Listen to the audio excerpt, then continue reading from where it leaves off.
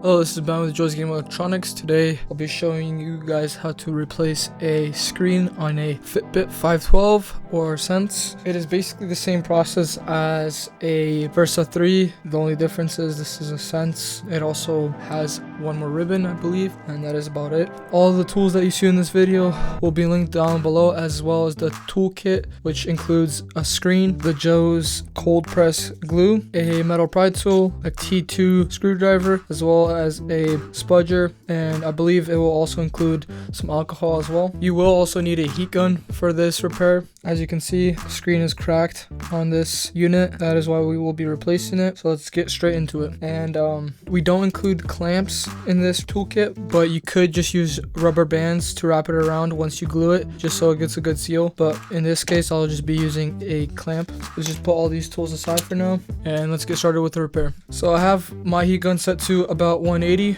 You could set it anywhere between 180 to 200, and I would like to just go around just like this.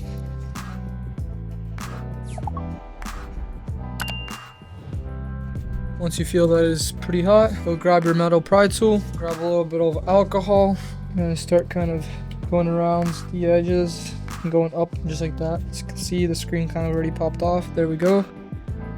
Now we have these two screws right here to take off the shield. Once you took those off, you can take this shield off completely. Then you have these two connections right here. You're just gonna disconnect them just like that. There we go. We have now the bad screen off. All right, guys. So once you took off the screen and disconnected it, you can grab your new screen. Usually I disconnect all these connections right here on the board, and to do that it's really easy, and they're really easy to put back into place. All you have to do is just lift it up just like this, and that one too, the housing. And we're gonna first connect the screen. Once you've connected the screen, then you can begin to connect all the other connections right back into place. Very simple. And then I always like to kind of check if it turns on, which it does.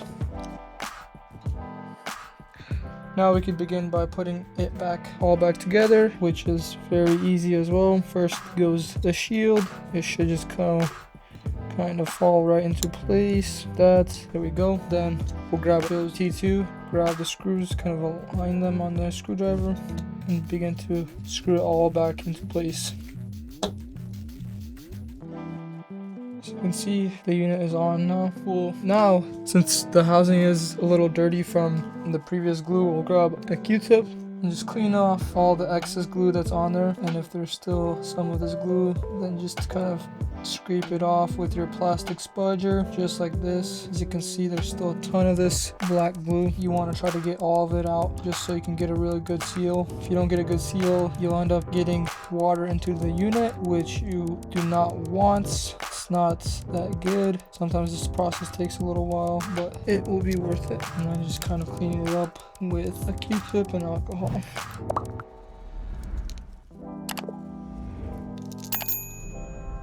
Alright, there we go. Once we've done that, we're basically ready now to begin on gluing it, and we'll be using our glue. This stuff works very well. We'll just make sure that it's clean. There's no old glue residue on there. Now we can begin on applying some glue all around right here, the housing, exactly where we cleaned and took off the glue. I like to put a good amount, so we'll just go right around just like this.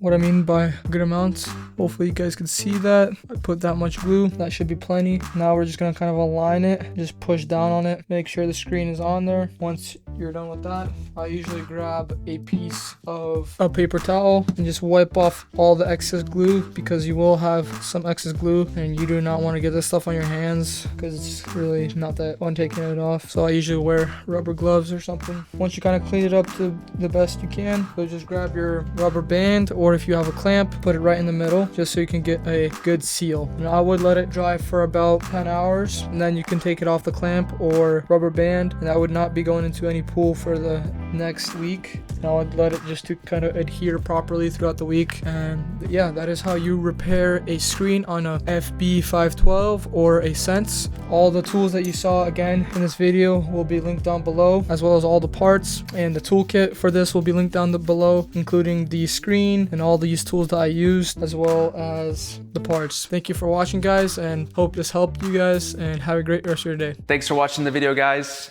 If you guys love what we do, please support us. You guys can click on the links that we have on the end screen. You guys can buy our parts, sales, or service so we can continue to make great videos for you guys for many more years. Thank you.